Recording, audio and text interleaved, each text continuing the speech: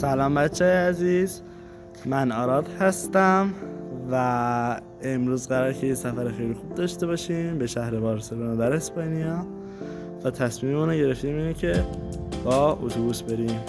این ایستگاه یه ربع دیگه اتوبوس میرسه و صبح میبینمتون، در جریانتون میذارم. برم.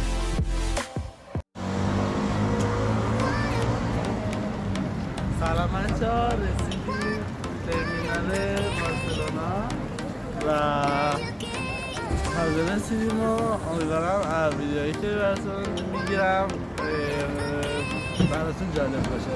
اینجا اتوبوس ها داریم و ادامه سفر رو با من همراه باشید. خب بچه‌ها، این خیابونی که الان ما هستیم اسمش رامبلاه در شهر بارسلونا که در واقع کلی رستوران داره و ما الان اومدیم اینجا که مسیر این خیابان رامبلا که کلی رستوران داره میرسه به ساحل که اسم این ساحل در بارسلونا بارسلونتا هستش. میتونیم با هم ببینیم. نه الان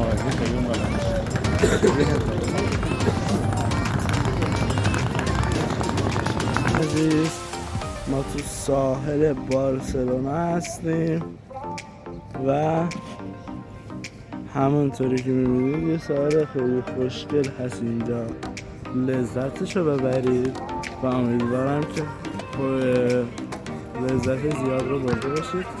همونطوری که میبینید یه مجتمع تجاری در اونجا قرار دارد که خیلی خوشگله. حالا یه ذره شدید دویه.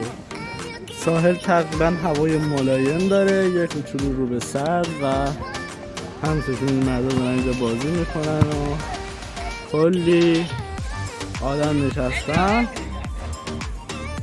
و دارن نظریه تماشا میکنن.